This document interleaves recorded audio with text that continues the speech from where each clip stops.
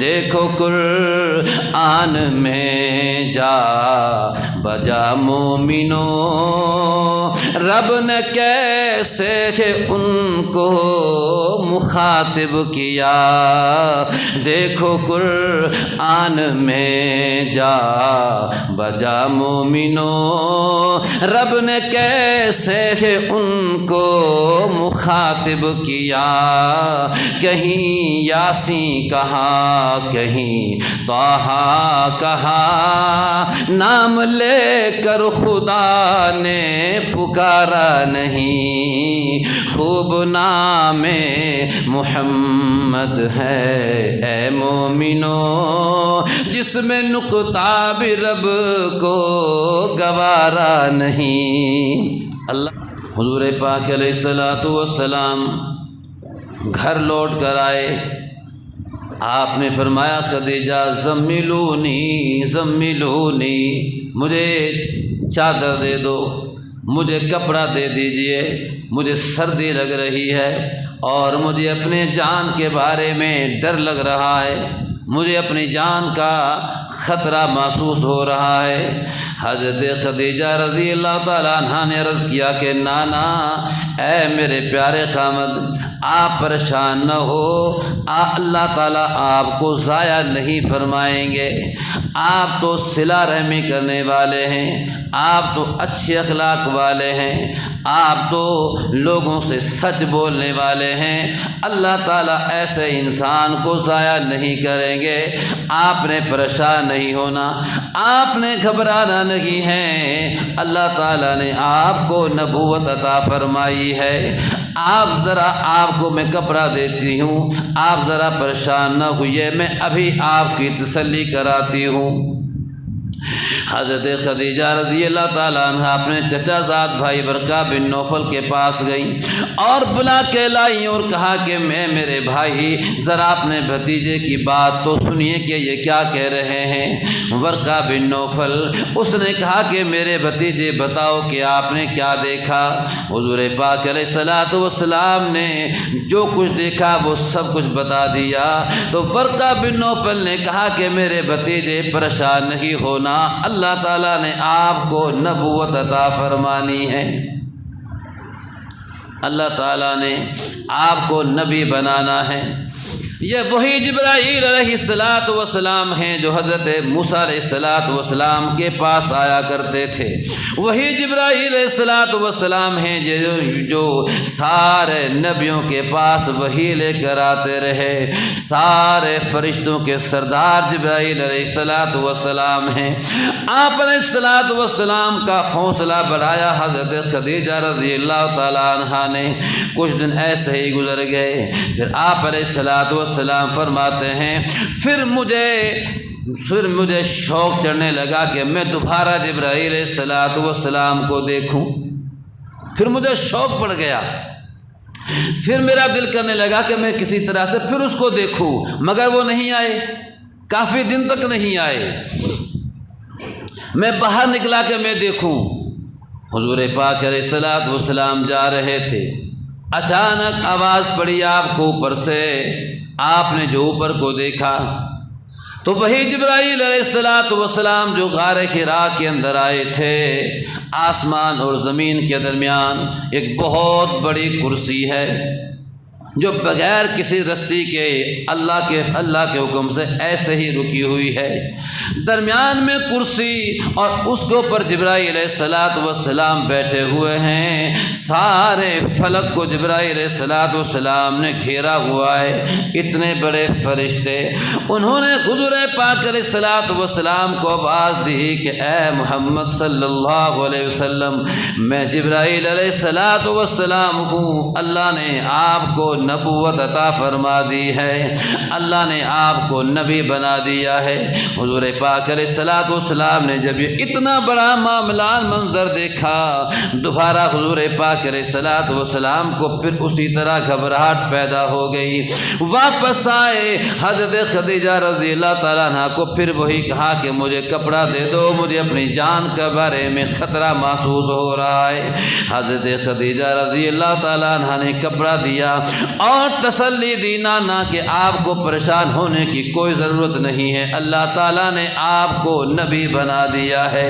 ورقہ بن نوفل دوبارہ آئے اور آ کے کہنے لگے کہ آپ نے پریشان نہیں ہونا، اللہ تعالیٰ نے آپ کو نبی بنا دیا ہے۔ کاش کہ میں زندہ رہوں تو کاش کہ وہ وقت آئے کہ جب یہ لوگ آپ کو نکال دیں گے مکہ والے یہاں سے، کاش کہ میں اس وقت تک بھی میں زندہ رہوں تو میں آپ کا ساتھ دوں گا اور میں آپ پہ ایمان لاؤں گا۔ کاش کہ اللہ تعالیٰ مجھے اتنی زندگی دے، لیکن آپ نے پریشان نہیں ہونا، اللہ تعالیٰ نے آپ کو نبی بنا دیا ہے۔ لیکن وہ جلدی ہی فوت ہو گئے تو حضور پاک علیہ السلام نے فرمایا کہ ورقہ بن نوفل کو میں نے جنت میں دیکھا۔ ایک روایت میں ہے آپ نے فرمایا کہ میں نے ورقہ بن نوفل کو سفید کپڑوں میں دیکھا، تو اس سے پتہ چلا کہ وہ جنتی ہے۔ اگر وہ جنتی نہ ہوتا تو وہ کالے کپڑوں میں ہوتا، کیونکہ جنتی کا لباس سفید ہوگا اور جہنمیوں کا لباس کالا ہوگا۔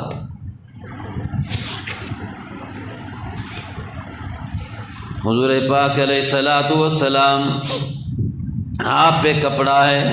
جبرائیل علیہ السلام اب سلسلہ جاری ہو گیا، قرآن لے کر آ گئے، یا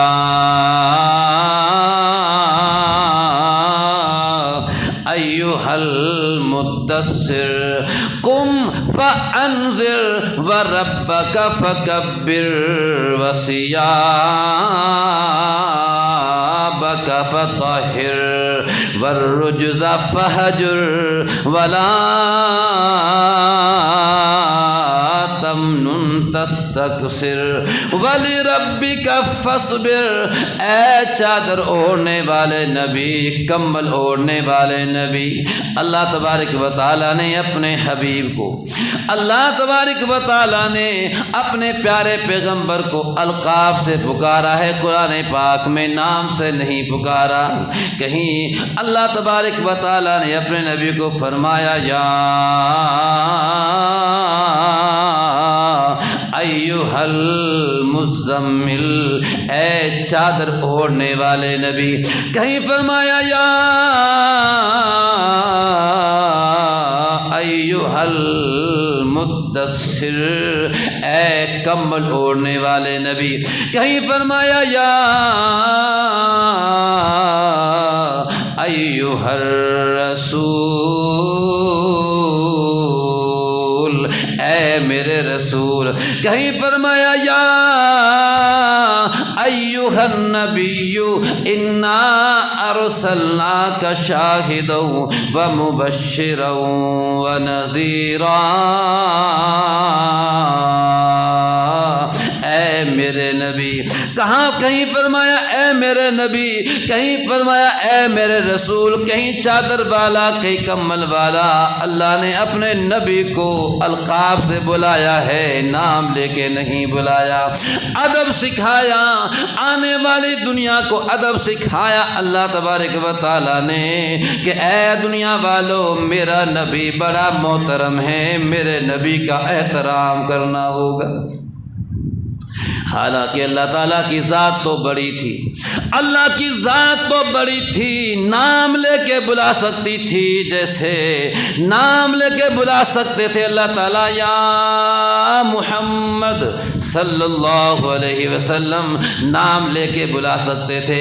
جیسے کل قیامت کا دن ہوگا جب میرے نبی علیہ السلام سجدے میں ہوں گے تو اللہ پاک فرمائیں گے یا محمد، اے میرے محمد صلی اللہ علیہ وسلم، سر تو اٹھاؤ، جو مانگو گے میں عطا کروں گا۔ مگر دنیا میں اللہ پاک نے نام نہیں لیا، القاب سے بلایا ہے، ہمیں اور تمہیں ادب سکھایا ہے۔ اس لیے شاعر کہتا ہے دیکھو قرآن میں جا بجا مومنوں، رب نے کیسے ان کو مخاطب کیا، دیکھو قرآن میں جا بجا مومنوں، رب نے کیسے ان کو مخاطب کیا، کہیں یاسین کہا کہیں طٰہٰ کہا، نام لے کر خدا نے پکارا نہیں، خوب نام محمد ہے اے مومنوں، جس میں نقطہ بھی رب کو گوارا نہیں۔ اللہ تبارک و تعالی ہمارے نبی کو ایسا عظیم اور ایسی پاکیزہ ہستی، ایسی عظمت اور شان والا اللہ نے ہمارے نبی کو بنایا کہ آپ کے جو دونوں نام ذاتی ہیں، جیسے آپ کی ذات میں کوئی نقطہ نہیں، آپ کے جو دونوں نام ہیں محمد اور احمد وہ بھی نقطوں سے پاک ہیں، دونوں ہی نام ایسے جو بغیر نقطے کے۔ بہرحال اللہ تبارک و تعالیٰ نے فرمایا یا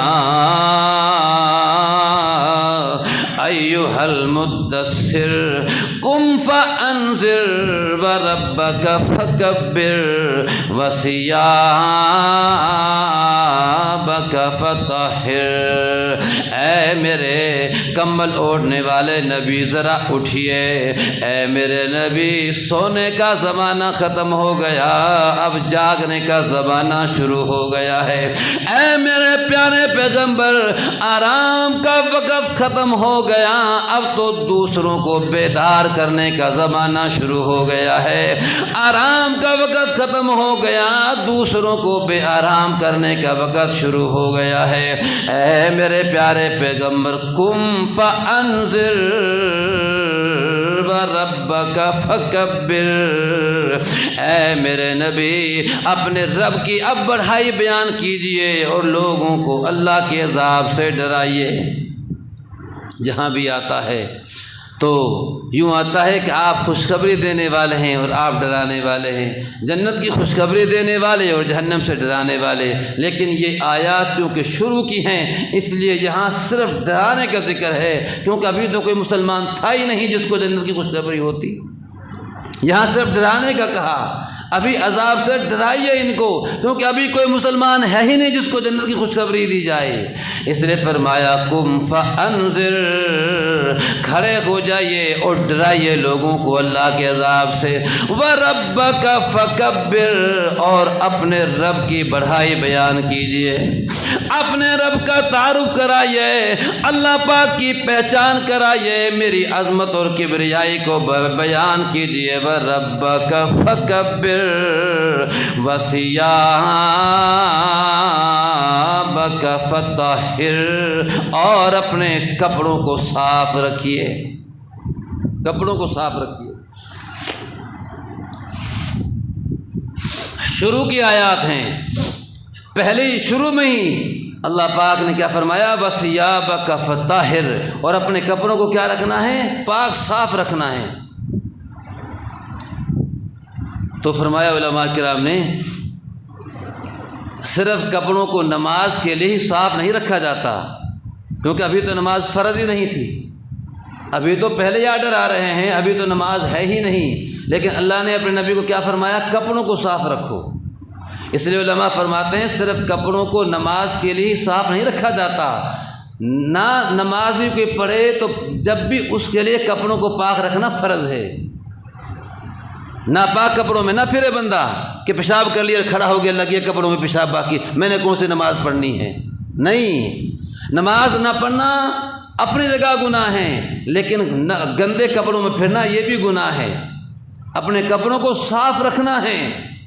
حضور پاک علیہ الصلوۃ والسلام نے فرمایا دو قبر والوں کو عذاب ہو رہا ہے، ایک تو چغل خوری کی وجہ سے اور دوسرے کو پیشاب کی چھینٹوں سے اپنے آپ کو نہ بچانے کی وجہ سے، پیشاب کی چھینٹوں سے اپنے آپ کو بچاتا نہ تھا، اس لیے فرمایا کہ کپڑوں کو صاف رکھنا ہے۔ تو فرمایا جب کپڑوں کو صاف رکھنے کا کہا گیا ہے تو پھر بدن کو کتنا زیادہ حکم ہوگا صاف رکھنے کا، جب اس کو صاف رکھنے کا حکم پہلے ہی دیا جا رہا ہے۔ ابھی تو نہ نماز فرض ہے نہ کوئی احکامات فرض ہیں۔ جب کپڑے کی صفائی کا حکم ہے تو بدن کو کتنا پاک اور صاف رکھنا چاہیے بندے کو، ہر طرح سے، چھوٹی ناپاکی سے بھی، بڑی ناپاکی سے بھی، ہر طرح کے بالوں کی صفائی سے بھی کتنا حکم ہے۔ اور جب بدن کا اتنا حکم ہے تو اپنے دل کو بد عقیدگیوں سے کتنا پاک اور صاف رکھنا چاہیے بندہ کو، کتنا سخت حکم ہے۔ تو پہلے ہی حکم ہے اللہ پاک کو، چونکہ پاکی پسند ہے، صفائی پسند ہے۔ اللہ تبارک و تعالیٰ نے فرمایا وَثِيَابَكَ فَطَهِّرْ، اور اپنے کپڑوں کو صاف رکھیے۔ دوسرے مقام پہ اللہ پاک نے فرمایا إِنَّ اللَّهَ يُحِبُّ التَّوَّابِينَ وَيُحِبُّ الْمُتَطَهِّرِينَ،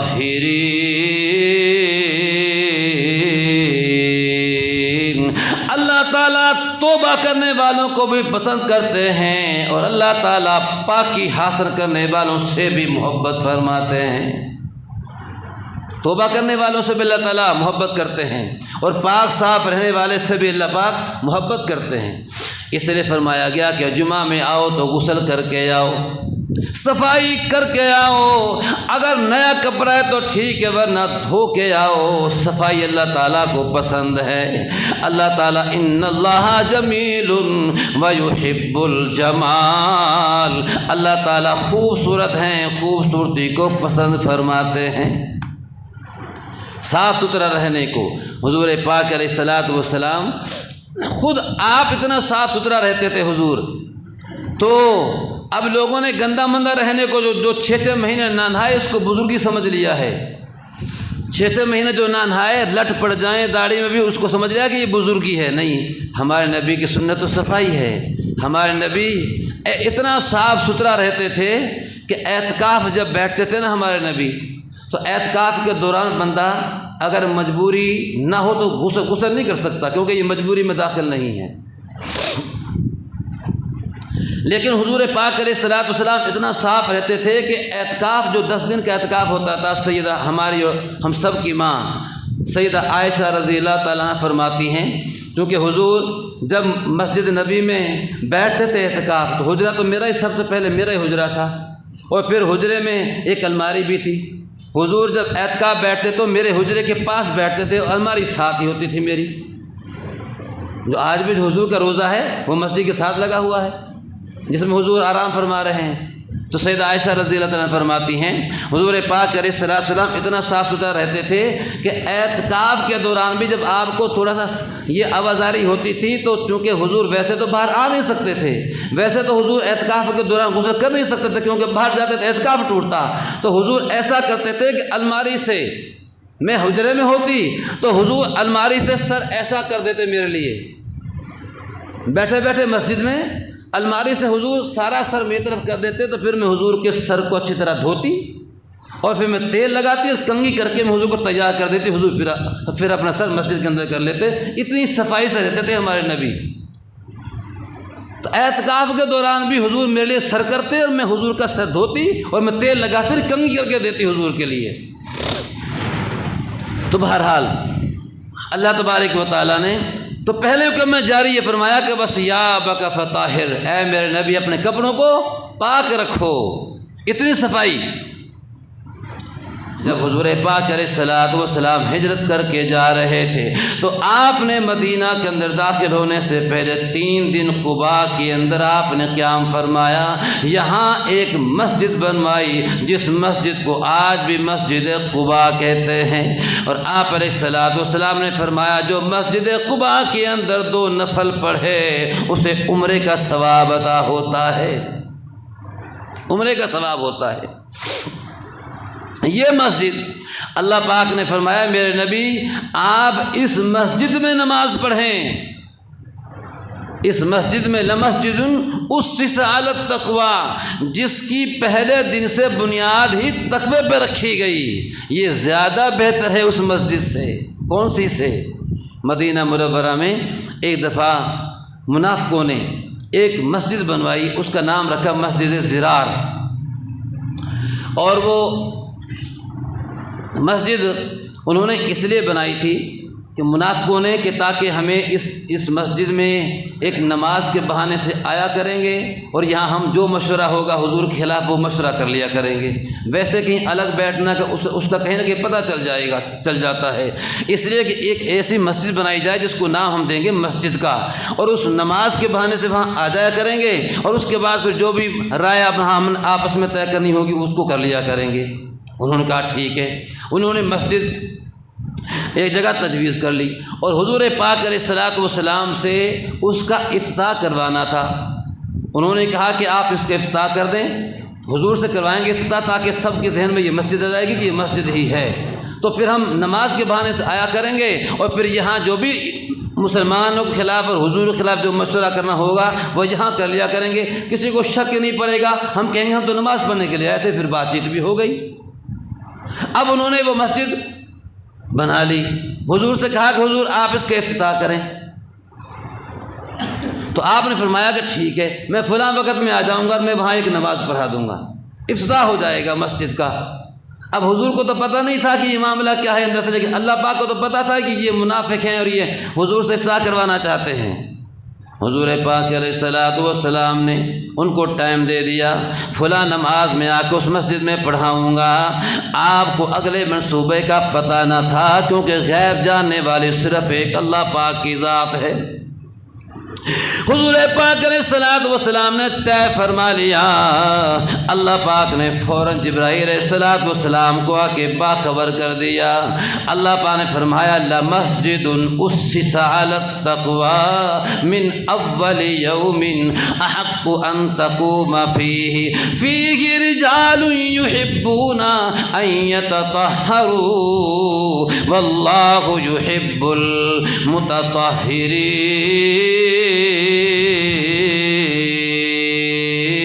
اے میرے پیارے پیغمبر نانا، اس مسجد میں جانے کی آپ کو اجازت نہیں، وہ مسجد نہیں، وہ شرارت خانہ ہے۔ اے میرے نبی، آپ نے اگر نماز پڑھنی ہے تو اس مسجد میں نماز پڑھو جس مسجد کی پہلے ہی دن سے تقویٰ پہ بنیاد رکھی گئی ہے۔ حضور جب مدینہ میں ہجرت کر کے آئے تو 3 دن یہاں رہے تھے قباء کے اندر، اور یہاں 3 دن کے اندر ایک مسجد بنا دی تھی حضور پاک نے، اس مسجد کو مسجد قباء کہتے ہیں۔ مسجد بنا کے پھر گئے تھے آگے مدینہ میں۔ آگے کیا فرمایا؟ جس بات کے لیے میں نے یہ بات بتائی ہے، میں نے جو واقعہ آپ کو سنایا ہے اس کا سنانے کا مقصد یہ ہے جو اگلی بات آ رہی ہے۔ اللہ پاک نے فرمایا فیہ رجال یحبون ان یتطہروا۔ اے میرے پیارے پیغمبر، اس مسجد کے قباء والے، مسجد کے قباء کے ارد گرد رہنے والے وہ لوگ ہیں جو پاکی کو پسند کرتے ہیں، اور اللہ تعالیٰ پاکی والوں کو پسند کرتا ہے۔ یہاں کے رہنے والے وہ ہیں جو پاکی کو پسند کرتے ہیں اور اللہ تعالیٰ پاکی کو پسند کرتا ہے۔ حضور پاک علیہ الصلوۃ والسلام نے فوراً ان کا جانا وہاں ملتوی کر دیا اور ان کی سازش کو اللہ پاک نے بے نقاب کر دیا۔ میرے آقا علیہ الصلوۃ والسلام قباء والوں کے پاس آئے، آپ نے فرمایا قباء والو تم کیا کرتے ہو؟ تم کیسے پاکی حاصل کرتے ہو؟ باقی مدینہ والے بھی تو پاکی حاصل کرتے ہیں، تم کیسے پاکی حاصل کرتے ہو کہ اللہ تعالیٰ تمہاری پاکی کی تعریف فرما رہے ہیں؟ تم کیسے پاکی حاصل کرتے ہو؟ انہوں نے کہا حضور ہماری تعریف اللہ پاک نے اس لیے کی ہے، باقی حضرات تو صرف ڈھیلا لگاتے ہیں، استنجا سے جب استنجا کرتے ہیں تو باقی صرف ڈھیلا لگاتے ہیں، کیونکہ اس وقت پانی تو کم تھا، اس وقت استنجا ڈھیلا ہی تھا، چھوٹا پیشاب کرو یا بڑا پیشاب کرو ڈھیلا استعمال کر لو بس ٹھیک ہے، پانی کی تو کمی تھی تو یہی استنجا تھا اس وقت، لیکن یہاں پانی کی کچھ گنجائش تھی۔ انہوں نے عرض کیا کہ حضور ہماری تعریف اللہ پاک نے اس لیے کی ہے کہ ہم جب پیشاب کرتے ہیں تو پہلے ہم ڈھیلا استعمال کرتے ہیں، پھر ڈھیلا استعمال کر کے ہم پانی سے بھی دھوتے ہیں، پانی سے بھی دھوتے ہیں۔ تو حضور پاک نے فرمایا بالکل اسی لیے اللہ پاک نے کہا ہے اور اسی لیے اللہ پاک نے تمہاری پاکی کی کیا کی ہے؟ تعریف کی ہے۔ تو میں یہ کہہ رہا ہوں کہ اللہ تعالیٰ پاکی کو پسند کرتے ہیں۔ نہانے دھونے کو پسند کرتے ہیں، صفائی کو پسند کرتے ہیں، میلا کچیلا رہنا، گندا رہنا، 6 مہینے نہ نہانا، یہ چیز اللہ پاک کے یہاں پسند نہیں ہے۔ اللہ پاک نے فرمایا وَثِيَابَكَ فَطَهِّرْ وَالرُّجْزَ فَهْجُرْ وَلَا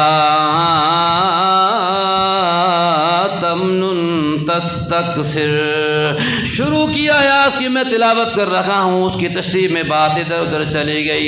پہلی ہی آیات آئی تو اللہ پاک نے فرمایا میرے پیارے پیغمبر بیدار ہوئیے، کھڑے ہوئیے اور لوگوں کو ڈرائیے، میری بڑھائی اور کبریائی بیان کیجیے، اپنے کپڑوں کو پاک رکھیے، وَالرُّجْزَ فَهْجُرْ، اور بتوں کی گندگی سے دور رہیے، وَالرُّجْزَ فَهْجُرْ، اور بتوں کی گندگی سے دور رہیے۔ میرے نبی علیہ الصلوۃ والسلام تو پہلے بھی بتوں کی گندگی سے دور رہتے تھے، مگر اپنے نبی کو مخاطب کر کے ہمیں سمجھانا ہے، وَالرُّجْزَ فَهْجُرْ وَلَا تَمْنُن تَسْتَكْثِرْ وَلِرَبِّكَ فَاصْبِرْ۔ اے میرے پیارے پیغمبر، بتوں کی گندگی سے دور رہیے، اور اگر کسی پہ احسان کرنا ہے تو احسان کیجئے، اس نیت سے کسی کو نہ دیجئے کل کو اس سے زیادہ لوں گا۔ وَلِرَبِّكَ فَاصْبِرْ، اے میرے نبی، اور اب جو اس راستے میں مشقت آئے اور تکلیف آئے تو اس پہ آپ کو صبر کرنا ہوگا۔ اب جب آپ کی ڈیوٹی لگائی ہے اس میں بہت کچھ آئے گا۔ وَلِرَبِّكَ فَاصْبِرْ، اپنے رب کی رضا کے لیے صبر کرنا ہوگا۔ حضور پاک علیہ الصلوۃ والسلام کو اللہ کا پیغام مل گیا، میرے آقا علیہ الصلوۃ والسلام نے اپنی ڈیوٹی کو نبھانا شروع فرما دیا۔ آپ نے فرمایا میری پیاری گھر والی خدیجہ، اللہ تعالیٰ نے مجھے نبی بنا دیا ہے، آپ مجھ پہ ایمان لے آئی، آپ انہیں ایمان قبول فرما لیا اور مسلمان ہو گئی۔ عورتوں میں سب سے پہلے خدیجہ رضی اللہ تعالیٰ عنہ مسلمان ہو گئی۔ میرے آقا علیہ الصلوۃ والسلام جناب ابو بکر صدیق رضی اللہ تعالیٰ عنہ کے پاس گئے، آپ نے فرمایا اے میرے دوست ابو بکر، اللہ تعالیٰ نے مجھے نبی بنا دیا ہے، تم بھی کلمہ پڑھ کے مسلمان ہو جاؤ۔ جناب ابو بکر نے عرض کیا اللہ کے نبی، میں نے آپ کو کلمہ پڑھ کے اپنا نبی تسلیم فرما لیا ہے۔ آپ علیہ الصلوۃ والسلام نے فرمایا میں نے جس کو بھی کسی کو دعوت دی، مردوں میں سے عورتوں میں سے کسی کو دعوت دی تو لوگوں نے مجھ سے دلیل اور ثبوت مانگا، مگر اب ابو بکر صدیق نے مجھ سے کوئی ثبوت نہ مانگا، بغیر ثبوت کے مجھے نبی تسلیم کر لیا۔ آپ علیہ الصلوۃ والسلام نے حضرت علی رضی اللہ تعالیٰ عنہ جو حضور ہی کی پرورش میں تھے، چھوٹی عمر میں تھے، آپ نے ان کو دعوت دی، وہ بھی مسلمان ہو گئے۔ آپ کے غلام زید ابن حارثہ رضی اللہ تعالیٰ عنہ جو آپ کے غلام تھے، آپ نے ان کو دعوت دی تو وہ بھی مسلمان ہو گئے۔ میرے آقا علیہ الصلوۃ والسلام اب یوں خفیہ طور پہ اپنا پیغام پہنچانے لگے، اب یوں خفیہ طور پہ اپنے ملاقات آپ کی جاری ہو گئی، اب لوگوں سے آپ خفیہ طور پہ ملنے لگے، اپنا پیغام پہنچانے لگے۔ جس کو آپ نے دیکھا کہ اس کی طبیعت ماننے والی ہے اس کو دعوت دی۔ جناب ابو بکر صدیق رضی اللہ تعالیٰ عنہ نے کلمہ جب پڑھا تو آپ بھی پورے کام میں لگ گئے۔ جناب ابو بکر صدیق رضی اللہ تعالیٰ عنہ سارا دن محنت کی، 6 آدمیوں کو تیار کر کے لائے، اللہ کے پیارے پیغمبر ان کو بھی کلمہ پڑھاؤ یہ بھی مسلمان ہوتے ہیں۔ جناب ابو بکر صدیق رضی اللہ تعالیٰ عنہ حضرت عثمان غنی رضی اللہ تعالیٰ عنہ کو تیار کر کے لائے، سعد بن ابی وقاص رضی اللہ تعالیٰ عنہ کو تیار کر کے لائے، اور عبد الرحمن بن عوف رضی اللہ تعالیٰ عنہ کو تیار کر کے لائے۔ بڑے پایا کے تھے یہ، اونچے لوگ تھے یہ، لیکن جناب ابو بکر صدیق رضی اللہ تعالیٰ عنہ ان کا ذہن بنایا، ان کو تیار کیا، تیار کر کے حضور پاک کے پاس لائے، ان کو بھی کلمہ پڑھایا۔ اب یوں خفیہ طور پہ تبلیغ جاری ہے، ابھی اعلان دعوت نہیں دی ہے، مگر اس طرح پیغام چل رہا ہے۔ میرے آقا علیہ الصلوۃ والسلام عبداللہ ابن مسعود رضی اللہ تعالیٰ عنہ فرماتے ہیں کہ میں عقبہ بن ابی معیط جو حضور پاک علیہ الصلوۃ والسلام کا سخت دشمن تھا، میں اس کا نوکر تھا، میں اس کی بکریاں چرایا کرتا تھا۔ ایسا ہوا کہ حضور پاک علیہ الصلوۃ والسلام اور جناب ابو بکر صدیق رضی اللہ تعالیٰ عنہ گزر رہے تھے، میں بکریاں چرا رہا تھا۔ عبداللہ ابن مسعود فرماتے ہیں جناب ابو بکر صدیق رضی اللہ تعالیٰ عنہ نے مجھ سے کہا کہ اگر دودھ والی بکری ہے تو ہمیں دودھ دے دو، دودھ والی بکری ہے تو ہمیں ذرا دودھ دے دیجئے۔ عبداللہ بن مسعود کہتے ہیں میں نے کہا کہ دودھ تو بہت ہے مگر میں امانت دار آدمی ہوں، اپنے مالک کی اجازت کے بغیر ایک گھونٹ بھی نہیں دوں گا، میں امانت دار آدمی ہوں، میں امانت میں خیانت نہیں کرتا۔ تو جناب ابو بکر صدیق رضی اللہ تعالیٰ عنہ نے عرض کیا اگر ہم ایسی بکری سے دودھ لے لیں جو دودھ دینے والی نہیں تو پھر تو تجھے کوئی اعتراض نہیں۔ اس نے کہا کہ اگر ایسی بکری دودھ دے دے جو دودھ دیتی نہیں تو پھر اس پہ مجھے کوئی اعتراض نہیں۔ آپ جناب عبداللہ بن مسعود رضی اللہ عنہ فرماتے ہیں ابھی میں نے ایک بکری ان کے حوالے کی، حضور پاک علیہ الصلوۃ والسلام نے میری آنکھوں کے سامنے بکری کے تھنوں کو بسم اللہ پڑھ کے ہاتھ لگایا، اس بکری نے اتنا دودھ دیا ہم نے بھی پیا اور حضور پاک نے بھی استعمال فرمایا۔ میں نے جب یہ معاملہ دیکھا تو میں نے کہا ابو بکر یہ کیا معاملہ ہے؟ جناب ابو بکر صدیق رضی اللہ تعالیٰ عنہ نے مجھے تعارف کرایا حضور پاک علیہ الصلوۃ والسلام کا۔ عبداللہ بن مسعود فرماتے ہیں میں بھی وہیں نگد مسلمان ہو گیا، میں بھی وہیں نگد مسلمان ہو گیا۔ سعد بن ابی وقاص رضی اللہ تعالیٰ عنہ فرماتے ہیں میں جب حضور پاک علیہ الصلوۃ والسلام کا یہ ابھی سلسلہ جاری تھا مجھے خواب نظر آیا کہ میں اندھیرے میں کھڑا ہوں، میں اندھیرے میں کھڑا ہوں اور کچھ پتہ نہیں کہ میں نے جانا کدھر کو ہے۔ اچانک دیکھا کہ ایک روشنی میں نمودار ہوئی اور میں اس روشنی کے پیچھے چلا، اب وہ روشنی چلتی رہی، جس جگہ پہ وہ روشنی آ کے ٹھہری وہاں ابو بکر بھی تھا اور زید بن حارثہ بھی وہاں موجود تھا۔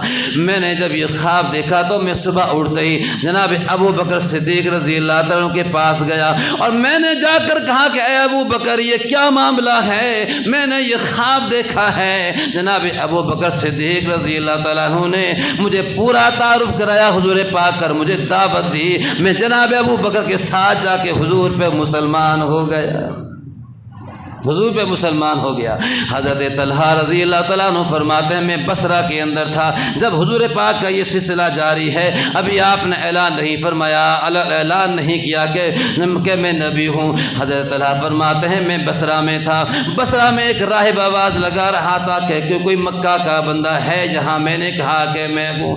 حضرت طلحہ فرماتے ہیں مجھے بلایا اور مجھ سے پوچھنے لگا، بصرہ کا راہب مجھ سے پوچھنے لگا کہ کیا مکہ کے اندر احمد صلی اللہ علیہ وسلم آ گیا ہے؟ میں نے کہا کہ کون احمد صلی اللہ علیہ وسلم؟ اس نے کہا کہ جس نبی آخر الزمانے آنا ہے اس کا آنے کا وقت آ گیا ہے۔ کیا وہ آ گیا ہے؟ اس کے آنے کا وقت جو کتابوں نے بتایا وہ بتا رہی ہیں کہ وہ آ گیا ہوگا، اس کا وقت آ گیا ہے۔ جناب طلحہ رضی اللہ تعالیٰ فرماتے ہیں مجھے ابھی تک اس بات کا پتہ ہی نہیں تھا کہ یہ کیا کہہ رہا ہے۔ میں نے اس کی یہ بات سن کے میں نے اپنے گھر واپس آیا، میں نے مکہ کے اندر سب سے پہلے بات میں نے یہی پوچھی کہ ہمارے شہر کے اندر کوئی واقعہ ہوا ہے؟ لوگوں نے کہا کہ سن رہے ہیں کہ جناب محمد الرسول اللہ صلی اللہ علیہ وسلم کہہ رہے ہیں کہ میں اللہ کا نبی ہوں اور لوگ اس کو مان رہے ہیں۔ کون ہے سب سے ان کو ماننے والا؟ تو لوگوں نے بتایا کہ ابو بکر ہے، سب سے بڑا ماننے والا کون ہے؟ اس کو لوگوں نے بتایا کہ ابو بکر۔ حضرت طلحہ رضی اللہ تعالیٰ فرماتے ہیں میں جناب ابو بکر صدیق رضی اللہ تعالیٰ کے پاس گیا، میں نے ان سے سارا یہ معاملہ بتایا اور پوچھا کہ یہ معاملہ کیا ہے۔ انہوں نے میرا دل مطمئن کیا اور کہا کہ میرے بھائی وہ اللہ کا سچا نبی ہے، چلو کلمہ پڑھ کے تم بھی مسلمان ہو جاؤ۔ جناب ابو بکر کے ساتھ آیا اور نگد کلمہ پڑھ کے حضور پہ مسلمان ہو گیا۔